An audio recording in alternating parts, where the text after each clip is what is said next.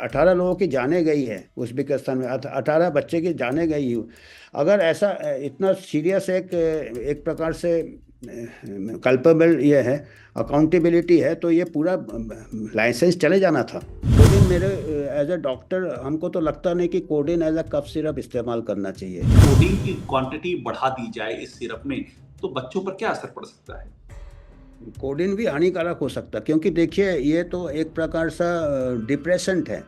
Coding cough suppressant है, तो उसका जो मस्तिष्क में डिप्रेशन इफेक्ट हो सकता, सांस के ऊपर इफेक्ट हो सकता, और हायर डोजेज में उसमें जानलेवा भी हो सकता है। देशों में भी जो मौतें हुई हैं, गाम्बिया की बात हो रही है और बात हो रही है, उज्बेकिस्तान की बात हो रही है, इंडिया में बात हो रही है, ये कितना बड़ा नेक्सस आपको लगता है?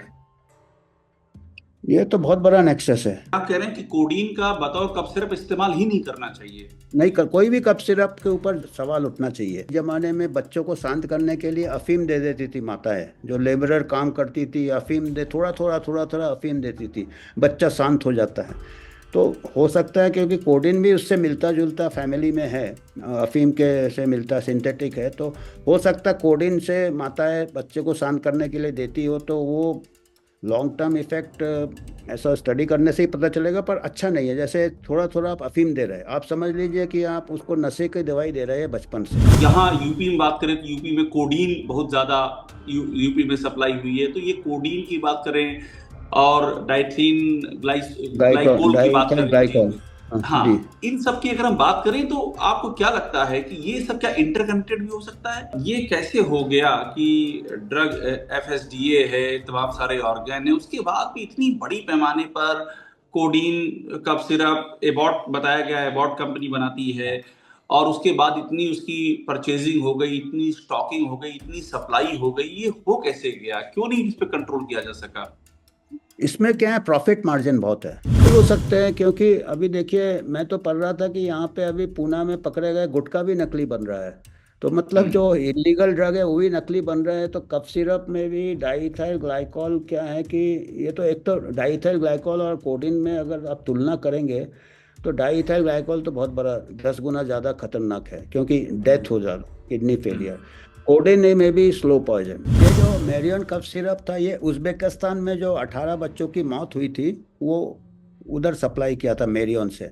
तो उसमें जो उसका लाइसेंस को सस्पेंड किया था, जैसे आपने कहा, मार्च में 2023 को, और अक्टूबर 2023 को उसको फिर से परमिशन दे दिया गया है कि आप बाकी दवाइयाँ बना सकते हो, कफ सिरप को छोड़ के, ये करके। तो ये इसी से सर, पता ये चल। सस्पेंड किसने किया था और परमिशन किसने दिया? इसको थोड़ा और इसे और क्लियर कर ये दीजिए, किस अथॉरिटी ने यूपी के सस्पेंड किया, किसने यूपी परमिशन के दिया? यूपी के जो ड्रग कंट्रोलर थे, उन्होंने परमिशन दे दिया था फिर, कि भाई चलिए ठीक है, आप ये नहीं मैन्युफैक्चर करो, बाकी चीज़ आप मैन्युफैक्चर कर सकते हो। तो इससे क्या, जैसे मैं कह रहा था कि हमारे यहाँ जो पेनल्टी है वो लागू नहीं किया जाता है। जैसे मैंने कहा, जे जे अस्पताल के अभी आरोपी है, अभी भी उनका केस चल रहा है, जो। तो इसमें क्या है कि एक संदेश जाता है कि यहाँ पे सब चलता है। ये मुझे आखिर में ये बता दीजिए कि अभी जब इतनी बड़ी ट्रेजेडी की बात सामने आ रही, इतना शोर शराबा मचा हुआ है, तो जितनी भी कप सिरप अभी जो बिक रही हैं बाजार में, आपको क्या लग रहा है कि इनकी पहले टेस्टिंग की जरूरत है, उसके बाद ही इनको बिकने दिया जाए? बिल्कुल बिल्कुल टेस्टिंग का ज़रूरत है। जब हमारा एक्सपोर्ट में गंबिया तक हमारा कफ सिरप में डाइथाइल ग्लाइकॉल पहुंच सकता है, तो सिस्टम फेलियर तो है। तो हमको तो इसको स्ट्रीमलाइन करना चाहिए, ये तो डेफिनेटली, और इसके ऊपर बहुत स्ट्रिक्ट एक्शन लेना चाहिए। अभी तक कोई भी एक्शन नहीं लिया, कोई भी सुनाई में नहीं आता। ये थोड़े दिन मीडिया में आता है, थोड़े दिन ये कुछ एक दो लोगों को सस्पेंड कर देते हैं, थोड़े दिन इनका फैक्ट्री बंद कर दिया, मार्च में फैक्ट्री बंद किया, अक्टूबर में फिर खोल दिया। नमस्कार, मैं अभिषेक उपाध्याय, आप देख रहे हैं टॉप सीक्रेट। इस समय उत्तर प्रदेश की अगर हम बात करें तो ये जो अ, कफ सिरप का मैटर है, ये बहुत ही ज्यादा न सिर्फ चर्चा में बल्कि लोगों को परेशान कर रहा है, क्योंकि देश के कई हिस्सों से कफ सिरप से मासूम बच्चों की मौत का समाचार मिला, और यहाँ तक कि विदेशों तक से, गाम्बिया से, उज्बेकिस्तान से, वहां तक मासूम बच्चों की जान गई है इंडिया मेड कफ सिरप से। हम मैं इस समय जिनसे बात कर रहा हूं वो एक्सपर्ट हैं, और एक ऐसे एक्सपर्ट हैं जिनका पूरे देश में बहुत सम्मान है, जिनके पास अहम जानकारियां हैं। और आप जो भी जानना चाह रहे हैं, ये जो कफ सिरप इस समय इस्तेमाल की जा रही है, उसके क्या नतीजे हैं, किस तरह से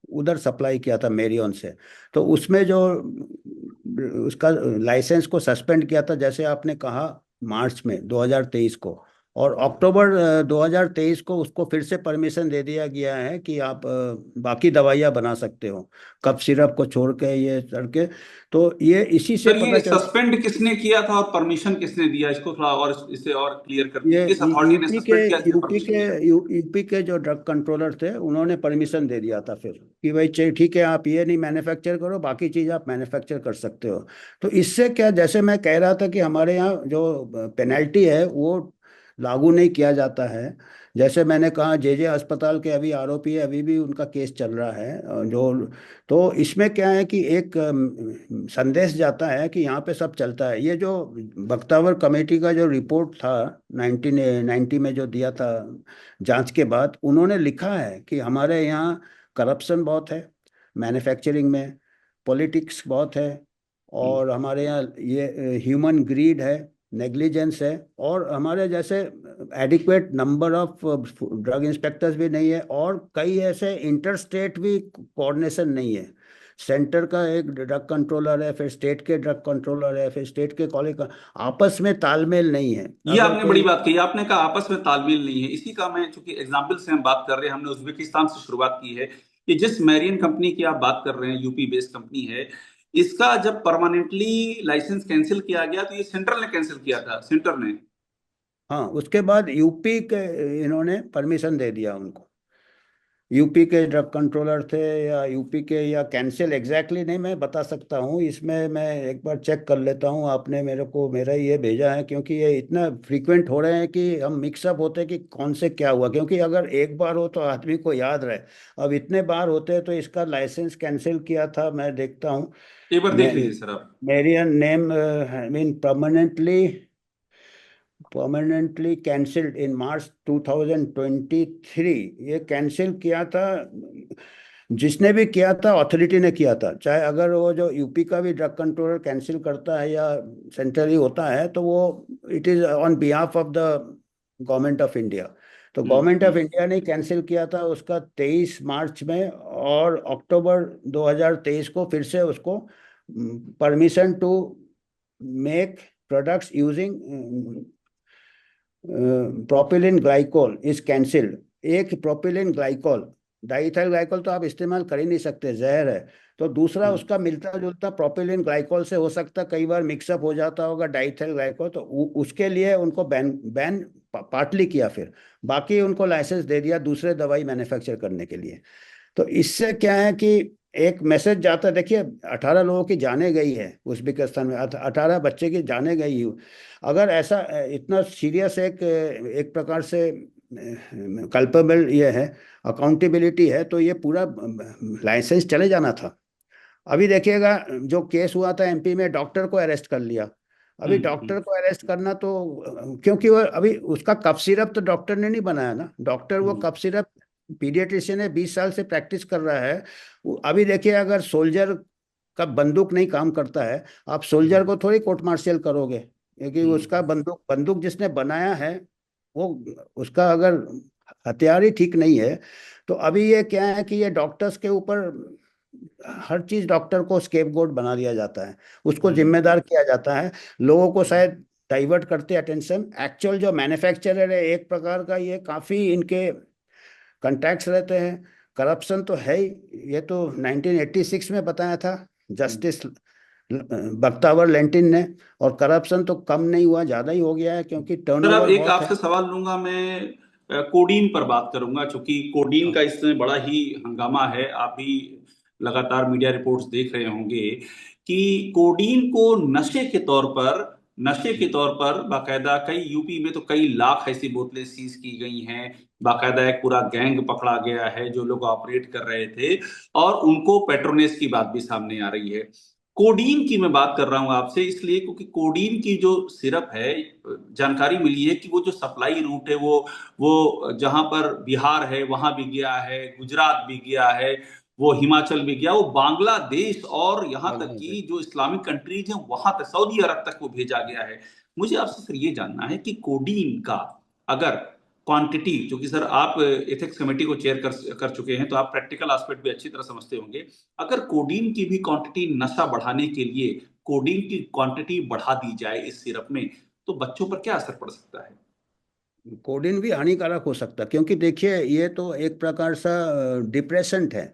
कोडिन कफ सप्रेसेंट है, तो उसका जो मस्तिष्क में डिप्रेशन इफेक्ट हो सकता, सांस के ऊपर इफेक्ट हो सकता है, और हायर डोजेज में उसमें जानलेवा भी हो सकता है। और अगर जानलेवा नहीं होता, कोडिन बच्चे इस्तेमाल करना चालू कर देते तो नशा होता है, क्योंकि मॉर्फिन हम्म। का रिलेटेड है वो। और जैसे आपने कहा कि इसकी तस्करी होती थी, बांग्लादेश तक जाता था, वो नशे के लिए जाता था, 10 गुना नशे ज़्यादा के लिए। पैसे में बांग्लादेश में बिकता था, स्मगलिंग होता था। इसमें तो एक ड्रग रैकेट था एक प्रकार से। कई हम्म। काफ़ी सप्लाईज पकड़े गए थे जो इलीगली भेजे जा रहे थे। तो अभी कोडिन का फिक्स डोज कॉम्बिनेशन बैन किया है। पर कोडिन मेरे एज ए डॉक्टर हमको तो लगता नहीं कि codeine as a cough syrup इस्तेमाल करना चाहिए। क्योंकि कफ क्या होता है, ये शरीर बॉडी का एक प्रकार से प्रोटेक्शन होता है। कफ से अगर हम्म। आप कफ दबा दोगे तो आपका इन्फेक्शन अंदर का अंदर ही रह जाएगा, वो तो आप बहुत बड़ी बात कह सिम्टोमेटिक। रहे हैं, आप कह रहे हैं कि कोडीन का बतौर कफ सिरप इस्तेमाल ही नहीं करना चाहिए। नहीं कर, कोई भी कफ सिरप के ऊपर सवाल उठना चाहिए। क्योंकि कफ सिरप क्या होता है कि कफ खांसी एक प्रकार से शरीर निकाल रहा है, जो लंग्स में जा रहे हैं बैक्टीरिया वायरस, या आजकल एयर पोल्यूशन बहुत हो रहा है, वो खांस के निकाल देने की कोशिश कर रहा है, आप उसको दबा रहे हो। एक तो वो हम्म। उसका सेंस ही नहीं है। बहुत रेयर कंडीशंस में कफ सिरप इंडिकेटेड है, जो कि ड्राई कफ है ये है, पर जो इन्फेक्शन से जो कफ होता है वो कफ निकालना चाहिए उसको। और यहाँ तक कि कई ऐसे डॉक्टर्स हैं वो कहते हैं कि इसका कोई ऐसे असर नहीं होता है, जितना असर के दवाई हिसाब से असर नहीं होता है। थोड़ा सूदिंग होता है गले में, थोड़ा सिरप रहता है, थोड़ा सूदिंग हो, तो आप हनी ले ले या चीनी का घोल के पानी पी ले, उससे भी उतनी राहत मिलेगी। तो हमको जिस हिसाब से कफ सिरप में आजकल डाइथाइल ग्लाइकॉल, दूसरे आप कोडिन बोल रहे हैं, और भी कुछ टॉक्सिन हो सकते हैं, हम तो ये करेंगे कि बड़ा सोच समझ के आप दीजिए कफ सिरप। बिल्कुल इसका कोई ऐसा बीमारी में उसको बीमारी को चीट करने में उसका ज़्यादा रोल नहीं है, जो सर एक बेसिक बात कफ और का। आपसे मैं जानना चाहूंगा बनर्जी साहब कि ये मासूम बच्चे अगर कोडीन की चपेट में आते हैं, अगर कोडीन की उनको ओवर द टाइम उनको ये सिरप सिरप दी जाती है, तो क्या आपने चूंकि कहा जानलेवा हो सकती है, तो जानलेवा का मतलब ये भी है कि कुछ समय के बाद भी सकम कर सकते हैं, तुरंत असर ना हो और a long period of time असर हो उन पर? कोडिन में ऐसा नहीं है, पर आपने जैसे डाइथाइल ग्लाइकॉल में किडनी में अगर डेथ हो गया तो बहुत ही ज़्यादा किडनी डैमेज है। पर हम ऐसे बता नहीं सकते कि हल्का डैमेज हुआ है तो लॉन्ग 2 साल बाद, 4 साल बाद, 10 साल बाद हो सकता किडनी में असर हो, क्योंकि वो एक सीवियर केस तो डेथ हो गया। कोडिन का ऐसा है कि कोडिन अभी तक तो ऐसा कोई उसका खाली नशीली है, उसको सीडेटिव जैसे होता है, कफ सीडेटिव एक प्रकार से उसको नशा जैसा हो जाता है, स्लीपिंग पिल जैसा होता है मॉर्फिन या सप्रेसेंट, तो वो कफ रिफ्लेक्स को भी दबाता है। तो वो चीज़ को दबाता है, एक्चुअली वो सिम्टोमेटिक ट्रीटमेंट है। अभी नुकसान कितना है कि अगर ज़्यादा डोज में, ओवरडोज तो कोई भी दवाई अगर पैरासीटामोल भी बहुत ज़्यादा ले ले तो सर मैं लिवर बच्चों डैमेज। के लिए बात कर रहा हूं, अगर कोडीन की ओवरडोज की चपेट में बच्चे आ जाते हैं तो उन पर क्या इम्पैक्ट होता है? मासूम बच्चों की बात कर रहा हूँ। उनको सांस में तकलीफ हो सकता है, क्योंकि सांस अगर, बिकॉज थोड़ा बहुत रिफ्लेक्स जरूरी है सांस के लिए, तो अगर रेस्पिरेटरी ये हो सकता है, डिप्रेशन हो सकता है। उसमें रेस्पिरेटरी डिप्रेशन होने से डेफिनेटली उनको ओवरऑल एडवर्स इफेक्ट हो सकता है। उसको जो बेसिक जो है, जैसे आपका कोई इन्फेक्शन है उसको ट्रीट करना ज़्यादा ज़रूरी है एंटीबायोटिक से। क्योंकि वो अगर वो कफ से कोडिन से वो दवा देगा तो आपका इन्फेक्शन नहीं कंट्रोल होगा, तो उससे कोई असर नहीं होगा, बल्कि नुकसान के चांसेस ज़्यादा है। कोडिन के साइड इफेक्ट्स भी हो सकते हैं, कि कोडिन एक डिप्रेशन दवाई है। तो ओवरऑल जितने भी हमारे प्रोटेक्टिव रिफ्लेक्सेस होते थे, ये बॉडी का प्रोटेक्टिव रिफ्लेक्स है, कफ है ये है, उसको दबा रहा है, हमारा जो नेचुरल प्रोटेक्शन को दबा रहा है। जो सर ये इन्फेक्शन। बताइए कि क्या क्या ये जांच का विषय है कि जिन बच्चों ने कोडीन की सिरप जिन्होंने पी ली होगी, क्योंकि कोडीन की बहुत सप्लाई हुई है, आप भी मीडिया रिपोर्ट्स देख रहे होंगे, और बड़ी मात्रा में कोडीन की सप्लाई की, स्मगलिंग की गई है, तो क्या ये जांच का विषय है कि जिन बच्चों ने पी ली हुई होगी कोडीन, उन पर क्या इम्पैक्ट हुआ होगा? और सवाल ये भी है कि क्या ऐसा भी हो सकता है कि पकड़ में ना आई हो, लेकिन बच्चों की मौत भी हो सकती है जिन्होंने हो ओवरडोज ले लिया सकता होगा। है।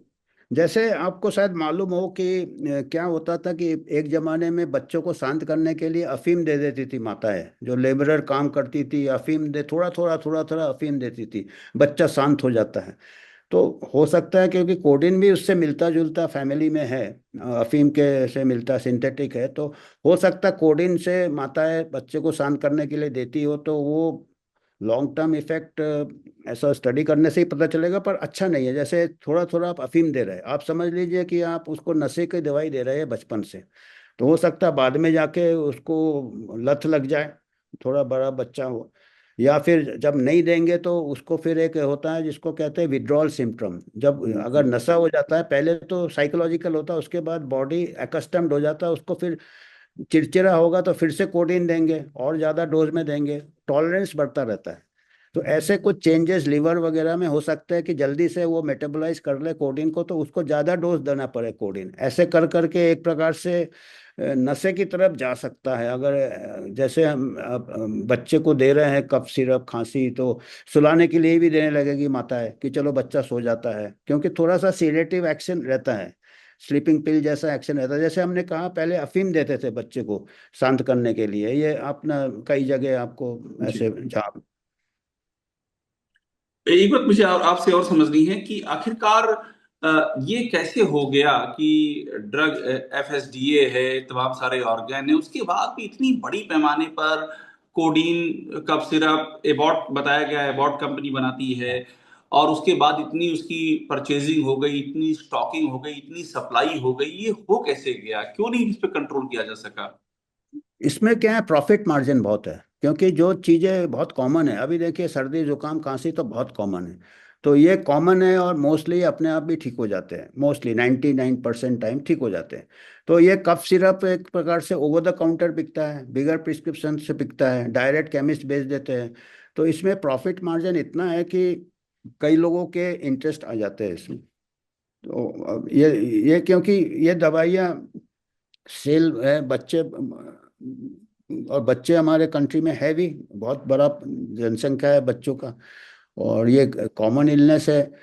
तो ये तो अभी तो इसके ऊपर मेडिकल जो पीडियाट्रिक्स एसोसिएशन है उनको सोचना चाहिए, कुछ गाइडलाइंस बनाए कि कफ सिरप के ऊपर इतना फ्रीक्वेंटली यूज़ ना करें। कफ सिरप हम्म। से एक्चुअल बीमारी में ज़्यादा असर नहीं पड़ता है, पर वो जैसे कि ये सुला दिया बच्चे को, ये कर दिया, तो उससे हमने कहा कि नुकसान भी कई बार हो सकता है लॉन्ग रन में। हम्म। हम्म। हम्म। एक बात सर आपसे मैं और समझना चाहूंगा कि ये अभी जो आप अभी ये जो विदेशों में भी जो मौतें हुई हैं, गाम्बिया की बात हो रही है, और बात हो रही है उज्बेकिस्तान की, बात हो रही है, इंडिया में बात हो रही है, ये कितना बड़ा नेक्सस आपको लगता है? ये तो बहुत बड़ा नेक्सस है। देखिए, और एक चीज मैं ये बता, आपने अच्छा फिर से इंटर अंतर्राष्ट्रीय मामला लिया है। जब ये गाम्बिया में हो गया था, उज्बेकिस्तान में हो गया था, तो हमारा जो गवर्नमेंट ने तो पहले बोला कि ये हमारे कंट्री को बदनाम करने के लिए है, क्योंकि फार्मा ऑफ द वर्ल्ड है पहले तो इसको। जब जब डब्ल्यूएचओ ने जांच किया, बोला नहीं it is link to cough syrup जो इंडिया में बनती है, तो उसके बाद उन्होंने क्या रेगुलेशन लाया कि जो कफ सिरप एक्सपोर्ट होगा उसका क्वालिटी कंट्रोल होगा। तो इसका मतलब तो मेरे को अजीब लगा कि इसका मतलब जो बाहर के मौतें हैं या बाहर के बच्चे हैं, उनकी जाने ज़्यादा कीमती है।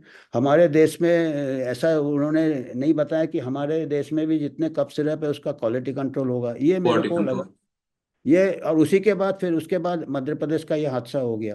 हम्म। तो मतलब ये बहुत बड़ा, इसमें कई लोग इन्वॉल्व होंगे, क्योंकि इसमें काफी बड़ा प्रॉफिट मार्जिन है, आपको मालूम है इसमें। हम्म।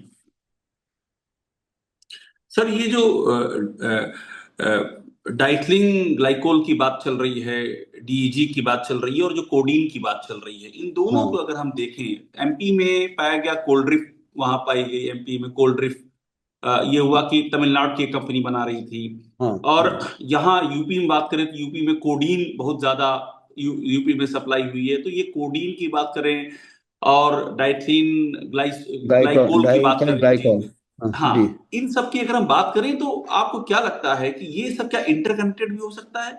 डाइथिलिन ग्लाइकोल का नेटवर्क, कोडीन का नेटवर्क, ये जो पूरा सिंडिकेट है, क्या ये एक लार्जर सिंडिकेट के पार्ट हो सकते हैं, ये सब कुछ आपस में कनेक्टेड भी हो सकते हैं। बिल्कुल हो सकते हैं, क्योंकि अभी देखिए मैं तो पढ़ रहा था कि यहाँ पे अभी पूना में पकड़े गए गुटखा भी नकली बन रहा है।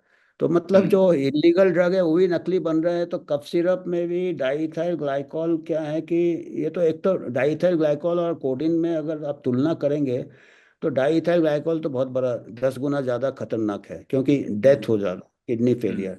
कोडिन में भी स्लो पॉइजन। तो हम्म। वो धीरे धीरे नुकसान पहुंचाएगा, कोडिन आदत पड़ जाएगा। और दोनों का, क्योंकि देखिए डाइइथाइल ग्लाइकॉल में वो प्रॉफिट मार्जिन कर रहा है, क्योंकि शायद वो सस्ता आता होगा, इंडस्ट्रियल सॉल्वेंट है। या कई बार अपने ठीक से निगरानी नहीं करेंगे। क्योंकि क्या करते हैं, इनके पास जो छोटे छोटे लैब होते हैं, जो मैन्युफैक्चरर्स होते हैं छोटे छोटे, उनके पास लैब होना चाहिए अपना टेस्ट करने, कईयों के पास नहीं होते हैं। तो वो कई सॉल्वेंट कहीं से लाते हैं, दूसरा इंग्रेडिएंट कहीं से लाते हैं, अपने फैक्ट्री में असेंबल करते हैं। उसके बाद उनका जो सामान आ रहा है, जो सॉल्वेंट आ रहा है, उसको शायद टेस्ट करने का डाइइथाइल ग्लाइकोल का उनके पास। और जहाँ तक कोडिन का आपने बात किया, क्योंकि कोडिन स्मगलिंग हो रहा है, बांग्लादेश तक जा रहा है। तो उसमें तो फिर माफिया है, क्योंकि वो तो स्मगलिंग एक प्रकार से नारकोटिक्स में ही आ जाना चाहिए एक्चुअली, क्योंकि इसमें भी नशा होता है। अब इसको ज़्यादा क्वांटिटी में लोगे तो नारकोटिक हो जाता है। तो इसका भी गैंग है, मतलब इसका भी नेक्सस है। हो सकता कई लोग इसमें इन्वॉल्व है, क्योंकि जो प्रॉफिट करते हैं। इसका मतलब ये क्या है कि बीच बीच में होता है, फिर हम इसको फॉलो अप नहीं करते। अभी जैसे आप देखिए, गाम्बे में हुआ या उज्बेकिस्तान में हुआ, उसके कुछ साल पहले जम्मू में हुआ था, 2018 या 19 में जम्मू में हुआ था, फिर बिहार में हुआ था। तो ये मतलब अभी जब अमेरिका ने 2000 मतलब 1937 में हुआ था, उसके बाद एक भी केस नहीं हुआ। जी। हमारे तो पिछले अगर 20 साल में देखे तो ऐसे कई हो चुके हैं। मुझे आखिर में ये बता दीजिए कि अभी जब इतनी बड़ी ट्रेजेडी की बात सामने आ रही, इतना शोर शराबा मचा हुआ है, तो जितनी भी कप सिरप अभी जो बिक रही हैं बाजार में, आपको क्या लग रहा है कि इनकी पहले टेस्टिंग की जरूरत है, उसके बाद ही इनको बिकने दिया जाए? बिल्कुल बिल्कुल टेस्टिंग का जरूरत है। जब हमारा एक्सपोर्ट में गम्बिया तक हमारा कफ सिरप में डाइइथाइल ग्लाइकॉल पहुंच सकता है, तो सिस्टम फेलियर तो है। तो हमको तो इसको स्ट्रीमलाइन करना चाहिए, ये तो डेफिनेटली। और इसके ऊपर बहुत स्ट्रिक्ट एक्शन लेना चाहिए। अभी तक कोई भी एक्शन नहीं लिया, कोई भी सुनाई में नहीं आता। ये थोड़े दिन मीडिया में आता है, थोड़े दिन ये कुछ एक दो लोगों को सस्पेंड कर देते हैं, थोड़े दिन इनका फैक्ट्री बंद कर दिया, मार्च में फैक्ट्री बंद किया, अक्टूबर में फिर खोल दिया। तो इसमें हाँ, क्या ये है कि आपको, ये जो आप बता रहे हैं मैरियन की बात कर रहे हैं, मैरियन हाँ, बायोटेक की बात हाँ, कर रहे हैं, यूपी वेस्ट। मार्च में फैक्ट्री बंद हुआ और अक्टूबर में फिर ओपन कर दिया इसको। खोल दिया। हाँ। हम्म। अभी देखिए जो जेजे अस्पताल का 1986 का केस हुआ, वो भी थोड़े दिन सस्पेंड हुआ। अभी वो कंपनी वाले फिर से वो काम कर रहे होंगे, अभी कोई जेल तो गया नहीं है। तो हम्म। जबकि वहाँ एस्टेब्लिश हो गया था, जबकि वो सिटिंग जज ऑफ बॉम्बे हाई कोर्ट ने इंक्वायरी किया है। जी। अब ये सब से क्या होता है कि एक मैसेज चला जाता है यार, यहाँ पे सब चल जाता है, यहाँ पे हम्म। सब सेटल कर लिया जाएगा, सब एडजस्ट कर लिया जाएगा। और हो भी रहे हैं। आप देखिए ना, इतने सारे कांड हो गए, अभी कोई भी जेल गया क्या? जे अस्पताल वाला भी जेल नहीं गया है।